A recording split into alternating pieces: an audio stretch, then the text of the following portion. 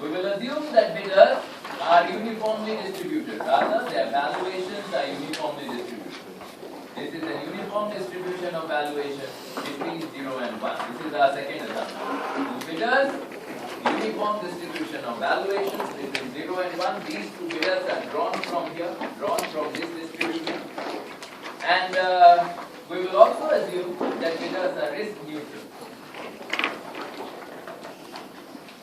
Once you have made these three assumptions, bidders are risk neutral, there are two bidders, and bidders' valuations are uniformly distributed between 0 and 1. Your question is, for bidder 1, say, what is the optimal amount? That's the question we are trying to answer. And in order to answer that question, you must notice something.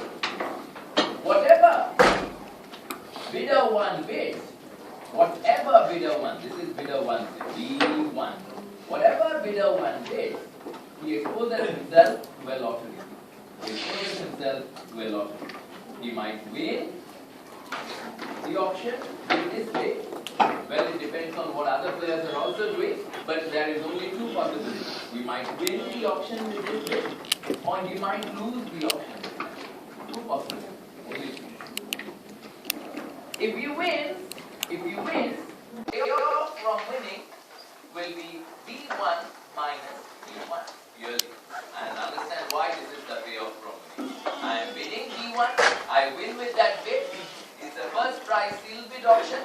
Whatever I bid, I must pay. Therefore, this is the price I will pay. Therefore, my payoff from winning is my valuation minus my price. And clearly, if I lose the auction, I'll get zero. Now, notice one thing. These values are dollar values. And I can use these dollar values simply because I have assumed that bidders are risk neutral. Risk neutral bidders can make their decisions based on dollar values. Okay? I have assumed bidders are risk neutral. Okay. The next thing for us to figure out, we have figured out the payoff. You know that this is a lottery. Therefore, I must figure out the probability of winning. What is the probability of winning? The probability of winning, really guys, will be this. The only probability that I will win with a bid of B1 is the probability that my bid is higher than the other chap's bid. Therefore, probability of win is probability B1 greater than B. That's my probability. And probability of losing is the probability that B1 less than B. If my bid is less than the other guy's bid, I'll lose B.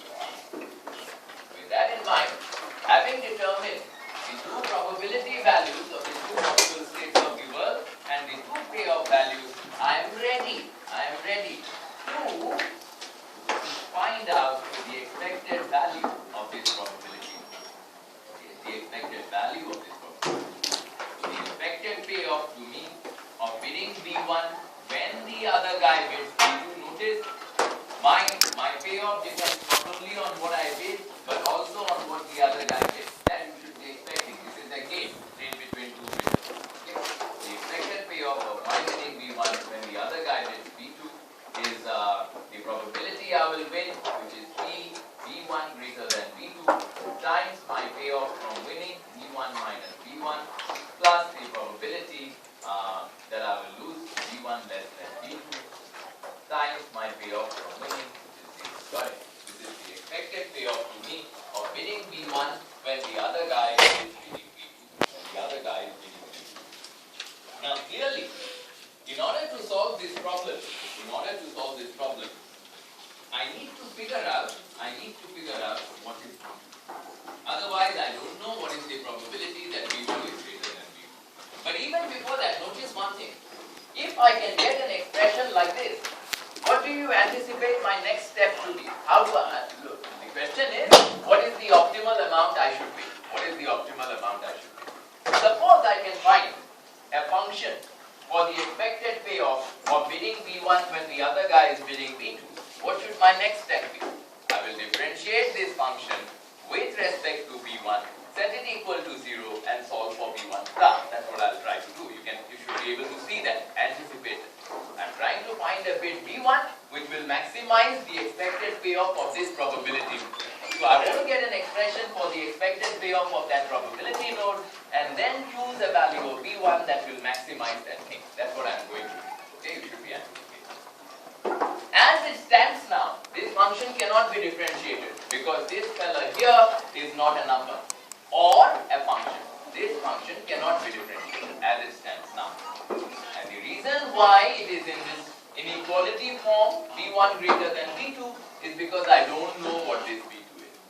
Therefore, in questions such as this, in problems such as this, you will always have to make an assumption about what you think the other bidders are doing. So, our assumption, for all purposes, unless it is otherwise stated, will be that every bidder believes, this is the belief of the bidder, every bidder believes that every other bidder is bidding a fraction of his valuation. Fraction of his valuation. This is what every bidder believes about every other bidder. And this belief will always be given to you. It is an exogenously determined belief.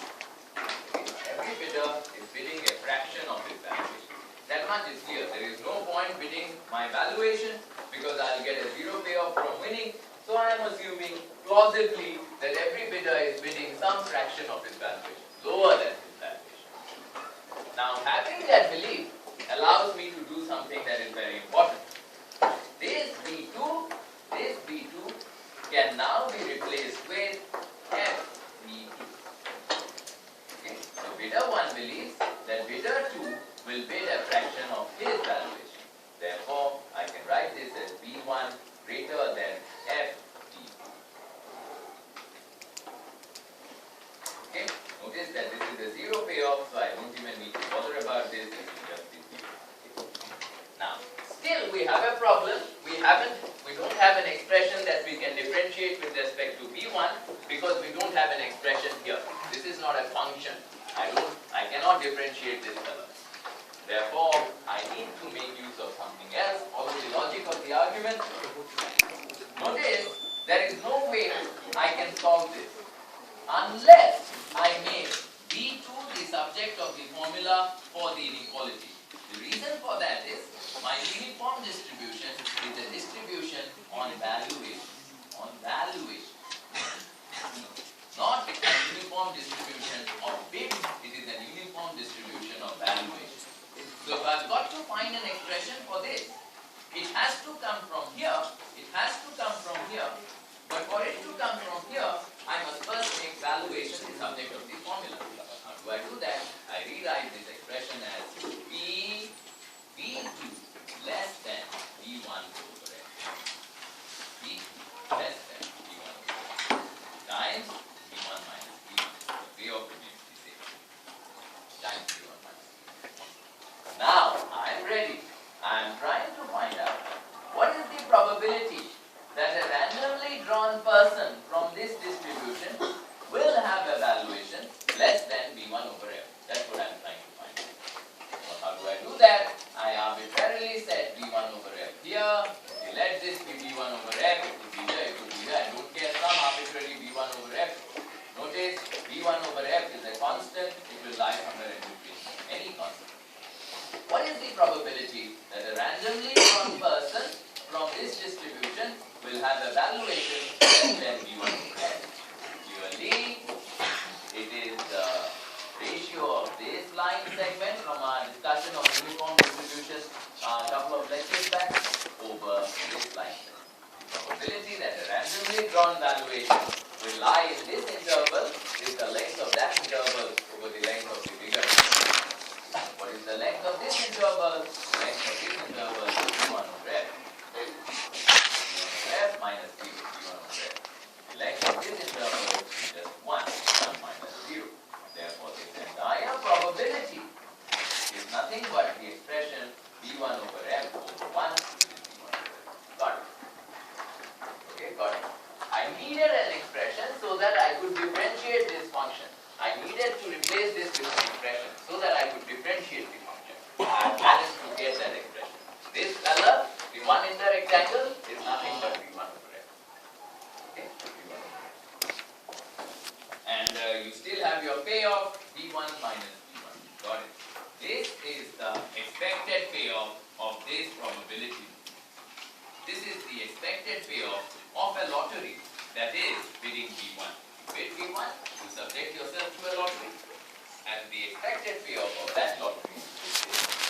You are a risk neutral agent. Your job is to choose a value of B1 that will maximize your expected payoff.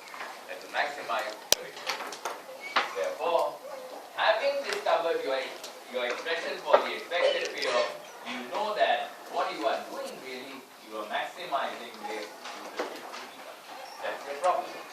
Maximize this with respect to B1. Okay, how do you do that? You are going to differentiate this D E phi over D E phi 1 payoff of layer 1 DP1. Notice these are two functions multiplied together, both are functions